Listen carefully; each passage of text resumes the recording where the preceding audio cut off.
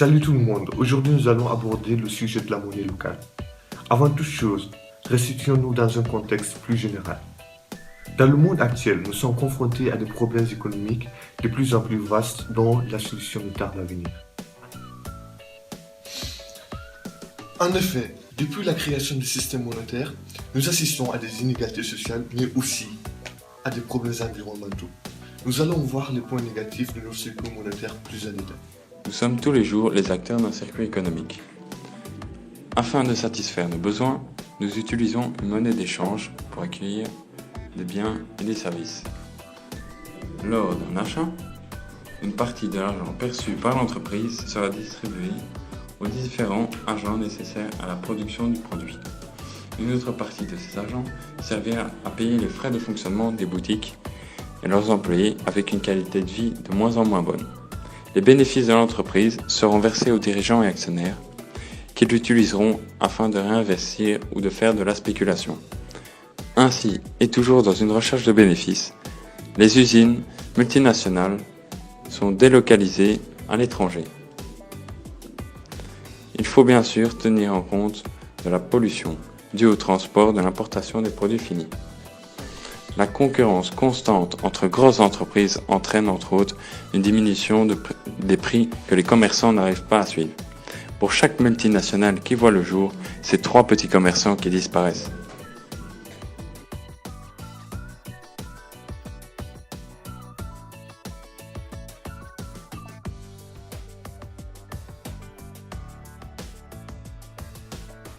Pour résoudre ces problèmes, l'une des solutions est la monnaie locale.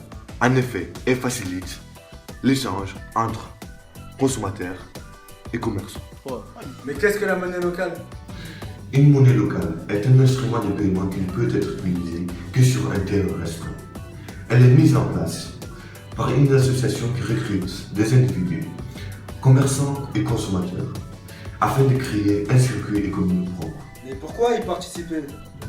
Les différentes raisons pour lesquelles les membres ont opté pour la monnaie locale sont pour relocaliser l'économie, concentrer l'économie, plus de fluidité dans la circulation de l'économie, redonner de l'importance aux petites entreprises face aux multinationales, redonner du travail aux habitants concernés pour qu'ils puissent subvenir à leurs besoins de base.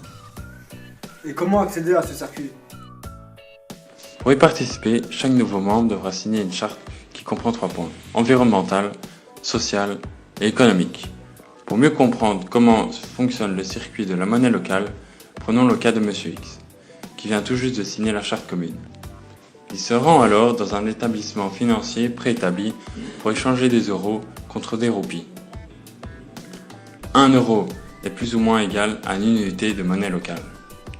Il décide alors de faire son premier achat en utilisant ses roupies chez l'épicier du coin, qui lui aussi est prestataire. Une partie de l'argent perçu par l'épicier servira à se fournir chez les producteurs locaux ayant signé la charte. Par ce geste de consommation locale, on évitera la pollution due au transport des marchandises. Les producteurs en question iront à leur tour dépenser leurs roupies si durement gagnées chez l'épicier et les autres prestataires du circuit de la monnaie locale. On aura réussi ainsi à relocaliser, concentrer et faire circuler de manière fluide l'économie dans une zone restreinte.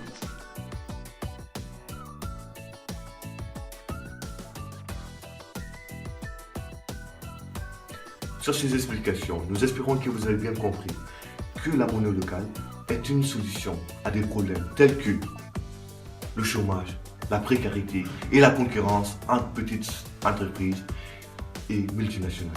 Sur ces faits, sayonara.